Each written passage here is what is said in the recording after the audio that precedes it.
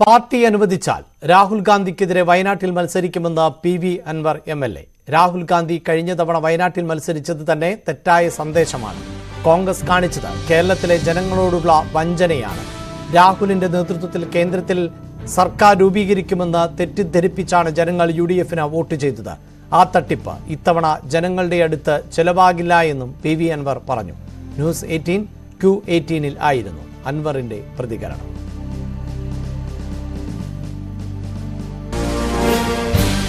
ലോക്സഭാ തെരഞ്ഞെടുപ്പിന്റെ വിഷയം തന്നെ പറയുന്നു. കോൺഗ്രസ് ഒരു രാഹുൽ ഗാന്ധി വഴി ആ ഒരു മൂവ്മെന്റ് നടത്തിക്കൊണ്ടാണ് കോൺഗ്രസ് അങ്ങനെ ഒരു പൾസിലേക്ക് എത്തിയത്. ആ ഒരു വിജയത്തിന്റെ ഒരു വൈബിലേക്ക് കോൺഗ്രസിന് എത്താൻ കഴിഞ്ഞത്.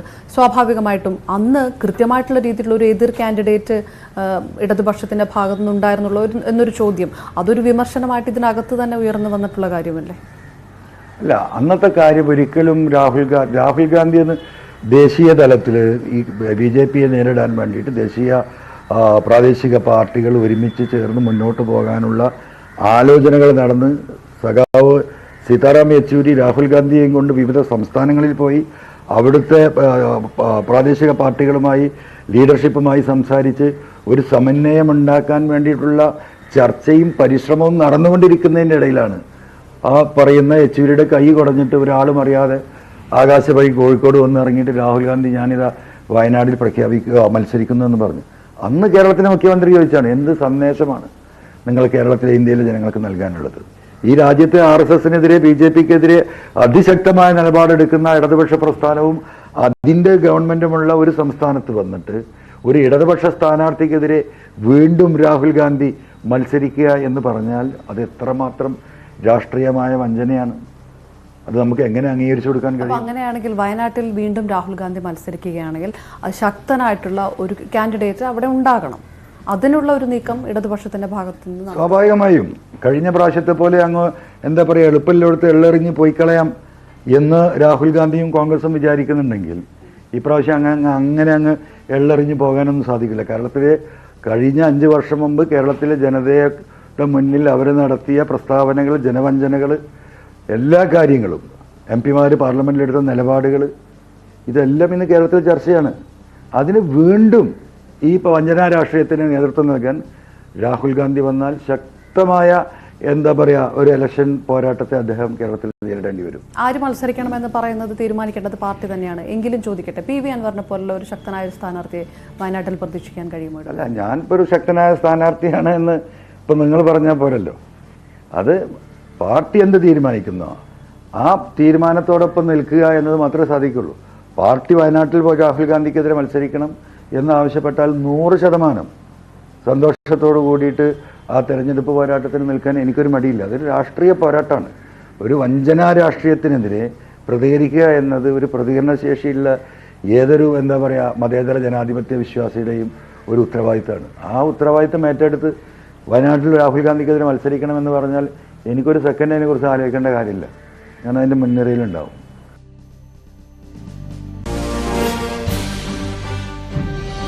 ലീഗ് LDF-ലേക്ക് വരാൻ സാധ്യതയില്ലെന്ന് PV അൻവർ. കാരണം ലീഗ് എന്ന പാർട്ടി തന്നെ ശുഷ്കിച്ച് ഇല്ലാതാകുന്ന അവസ്ഥയിലാണ്. പിളർപ്പിന്റെ പാതയിലാണ് ലീഗെന്നും സമസ്തയുമായുള്ള ഭിന്നത ലീഗിന്റെ അടിവേരിളക്കിയിരിക്കുകയാണ് എന്നും അൻവർ പ്രതികരിച്ചു. ആയിരക്കണക്കിന് ലീഗ് അണികൾ ഇടതുമുന്നണിയിലേക്ക് വന്നുകൊണ്ടിരിക്കുകയാണ്. ശക്തമായ ഒരു നിലപാടെടുക്കാൻ പോലും കഴിവില്ലാത്ത ലീഗിന് അധികകാലം നിലനിൽപ്പില്ല എന്നും PV അൻവർ പരിഹസിച്ചു. ലീഗ് LDF-ലേക്ക് വരാനുള്ള ഒരു സാധ്യത, അതുമായിട്ട് ബന്ധപ്പെട്ടുള്ള പ്രതികരണങ്ങളൊക്കെ പലതവണയായി LDF നേതാക്കളുടെ ഭാഗത്തു നിന്നെല്ലാം ഉയരുന്നുണ്ട്. ഏതെങ്കിലും തരത്തിൽ അങ്ങനെ ഒരു സാധ്യത കാണുന്നുണ്ട്? ലീഗ് നേരിട്ട് LDF-ലേക്ക് വരേണ്ട ആവശ്യം വരില്ല. ഇപ്പോൾ കാരണം എന്ന് വെച്ചാൽ ഇപ്പോൾ മിനിഞ്ഞാന്ന് ഇപ്പോൾ ഈ ബാബരി അമ്പലത്തിൻ്റെ പ്രതിഷ്ഠാ ദിന ചടങ്ങിൻ്റെ വാർത്ത കൊടുത്ത കേരളത്തിലെ ഇന്ത്യയിൽ പോട്ടെ കേരളത്തിലെ പ്രധാന പത്രങ്ങൾ എടുത്ത് പരിശോധിച്ച് നോക്കിയാൽ അതിലൊരു സാമുദായിക പാർട്ടിയുടെ മുസ്ലിം ലീഗിൻ്റെ പത്രമാണല്ലോ ചന്ദ്രിക പത്രം. ബാബരി മസ്ജിദ് തകർക്കപ്പെട്ടതിനെക്കുറിച്ച് ഒരു വരി പത്രം എഴുതിയിട്ടില്ല. അന്നിറങ്ങിയ നമ്മുടെ ദേശാഭിമാനി പത്രം പരിശോധിച്ചാൽ വോട്ട് പ്രതിഷ്ഠ എന്നാണ് പറഞ്ഞത്. ഇന്ത്യയിലെ പല പത്രങ്ങളും അതിന് അനുകൂലമായി റിപ്പോർട്ട് എഴുതുമ്പോൾ ആ അനുകൂലമായ റിപ്പോർട്ടിനോട് ചാരി നിൽക്കുകയാണ് ചന്ദ്രിക ചെയ്തത്. അതുകൊണ്ട് ലീഗിന് ഈ കാര്യത്തിലൊന്നും ഒരു നിലപാടില്ല. ലീഗ് LDF-ലേക്ക് വരേണ്ട സാഹചര്യം ഉണ്ടല്ല. പക്ഷേ ലീഗിലെ ആയിരക്കണക്കിന് പ്രവർത്തകർ LDF-ലേക്ക് വന്നുകൊണ്ടിരിക്കുകയാണ്. ഈ പോക്കാണ് ലീഗ് പോകുന്നതെങ്കിൽ ലീഗ് ഈ രീതിയിൽ ശുഷ്കിച്ചില്ലാതാവും. ഇപ്പോൾ ഏറ്റവും അവസാനം ഇപ്പം അതിൽ നടക്കുന്ന ജിഫ്രി തങ്ങളുമായിട്ടുള്ള വിഷയം ചെറിയ വിഷയമല്ല, വളരെ സീരിയസ് ആയ വിഷയം. എന്താണ് പാണക്കാട് ഹൈദരലി തങ്ങളും സാദിഖ് അലി തങ്ങളും ജിഫ്രി തങ്ങളുടെ ഇഷ്യൂ എന്താണ്? ഇത്തരത്തിലുള്ള കോൺഗ്രസിൻ്റെ അഴകുഴവൻ നിലപാടിൽ ഈ വർഗീയതയുമായി ബന്ധപ്പെട്ട് BJP-യുമായി ബന്ധപ്പെട്ട് പാർലമെൻറ്റിൽ വന്നിട്ടുള്ള ഏക സിവിൽ കോഡ് അടക്കമുള്ള ബില്ലുകളിലൊക്കെ മുസ്ലിം ലീഗ് എടുക്കുന്ന ഈ അഴകുഴവൻ നിലപാടിന് എതിരാണ് ജിഫ്രി തങ്ങൾ. അത് ശരിയല്ല. അതിൽ ഇടതുപക്ഷത്തിൻ്റെ നിലപാടാണ് ശരി എന്ന് പറയുന്നതാണ് ഈ അഭിപ്രായ വ്യത്യാസത്തിൻ്റെ അടിസ്ഥാനം. അവിടെ നിന്നാണുള്ളത് ആരംഭിച്ചത്. ഇപ്പം അത് ലീഗ് ശരിയായ നടുകെ പിളരുന്ന അവസ്ഥയിലേക്കല്ലേ. മുസ്ലിം ലീഗിൻ്റെ ഏറ്റവും ശക്തി എന്ന് പറയുന്നത് സമസ്തയാണ്.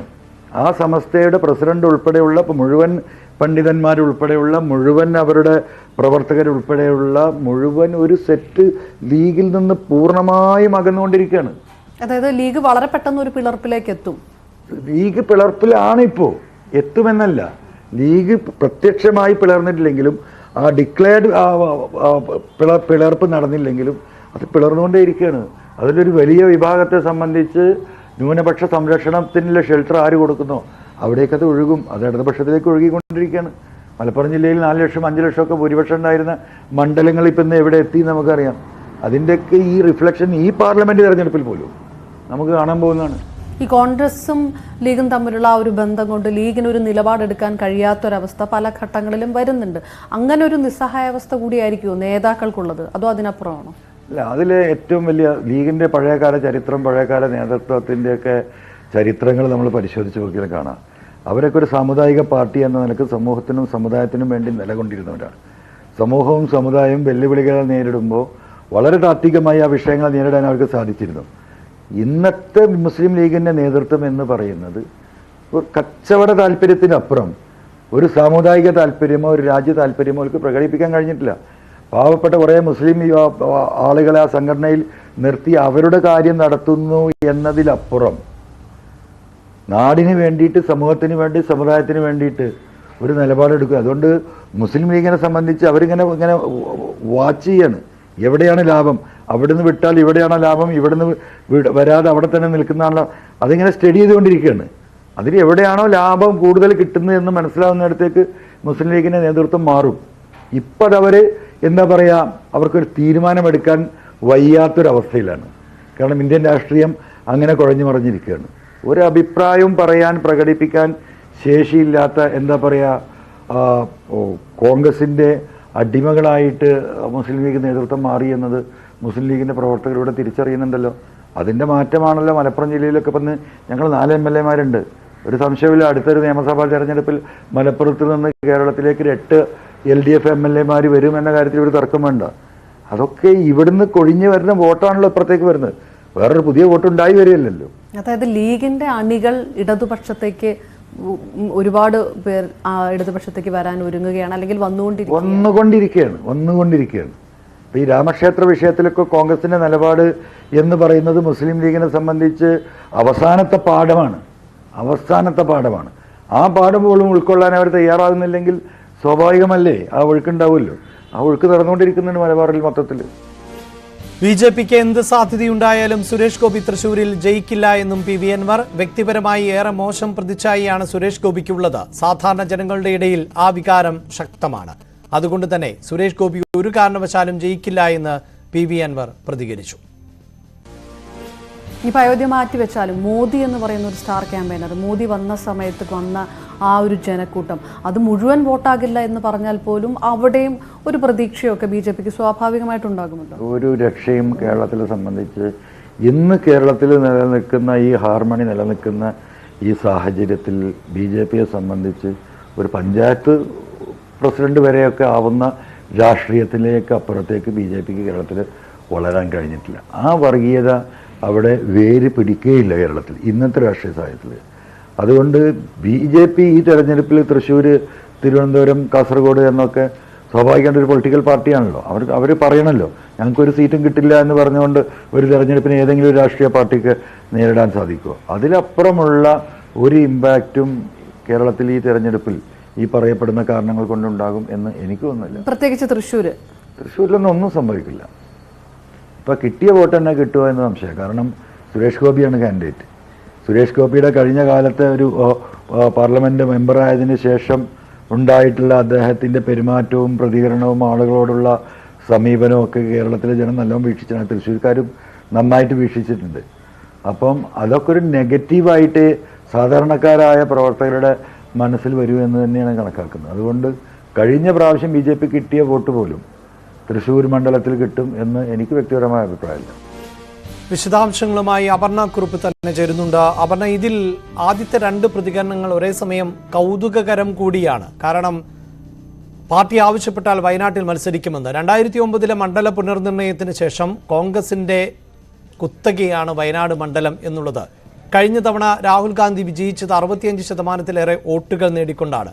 2014 സ്വതന്ത്രനായി അൻവർ മത്സരിച്ച രാഷ്ട്രീയ സാഹചര്യമല്ല അവിടെയുള്ളത് എന്നറിയുമ്പോഴും എന്തുകൊണ്ടാണ് അവിടെ മത്സരിക്കാൻ ഒരുക്കമെന്ന് അൻവർ പറയുന്നത്?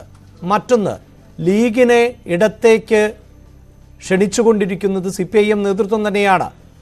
അങ്ങനെയുള്ള ലീഗിന് ഒരു പ്രസക്തിയുമില്ല എന്നും ലീഗ് LDFിൻ്റെ ഭാഗമാകില്ല എന്നും ലീഗിന് ബിസിനസ്സാണ് രാഷ്ട്രീയമെന്നും അൻവർ പറയുന്നത് എന്തുകൊണ്ടാണ്?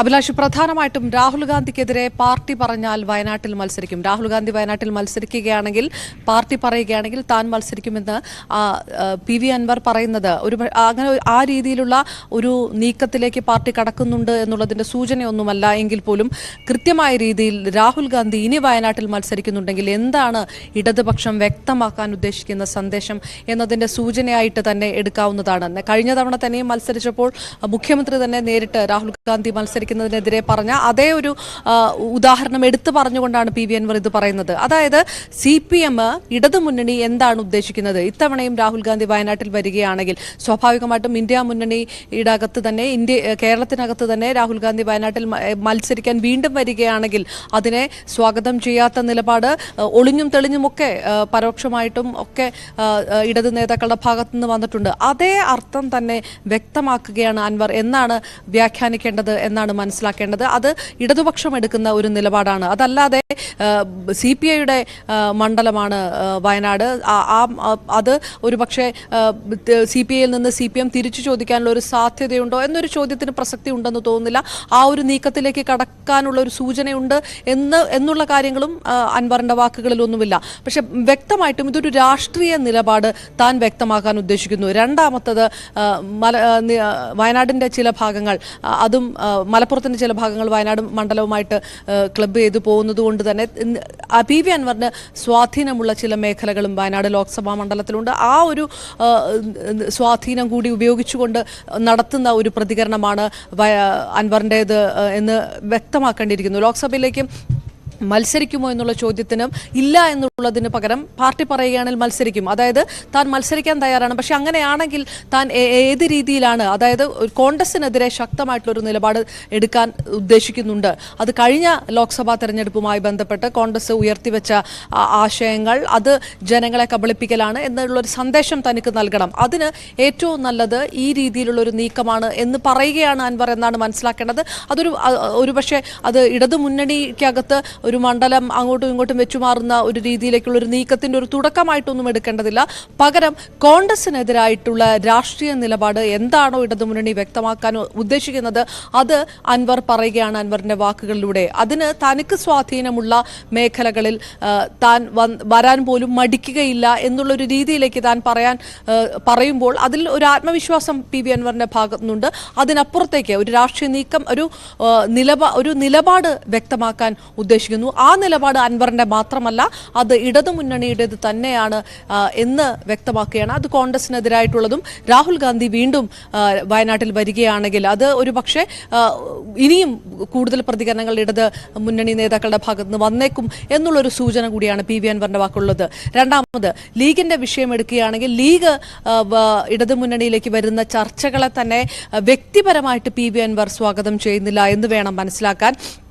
മാത്രമല്ല ലീഗിന്റെ വിഷയത്തിനകത്ത് വളരെ പരിഹാസപരമായിട്ട് തന്നെ പി വി അൻവർ പറഞ്ഞത് ലീഗിന് വരേണ്ട ഒരു സാധ്യത തന്നെ വരുന്നില്ല, ലീഗ് ശുഷ്കിച്ചില്ലാതാവുന്നു, സമസ്തയുമായിട്ടുള്ള ഭിന്നത, ജിഫ്രി തങ്ങളുമായിട്ടുള്ള ഭിന്നത ശക്തമായിക്കൊണ്ടിരിക്കുന്നു. മലപ്പുറം ജില്ലയിൽ തന്നെ വലിയ രീതിയിൽ ലീഗ് അണികൾ ഇടത് പാളയത്തിലേക്ക് ഒഴുകിക്കൊണ്ടിരിക്കുകയാണ്. അത് വരുന്ന സമയത്ത് വോട്ട് ഷെയറിൽ പ്രതിഫലിക്കും, വോട്ട് ശതമാനത്തിൽ പ്രതിഫലിക്കും.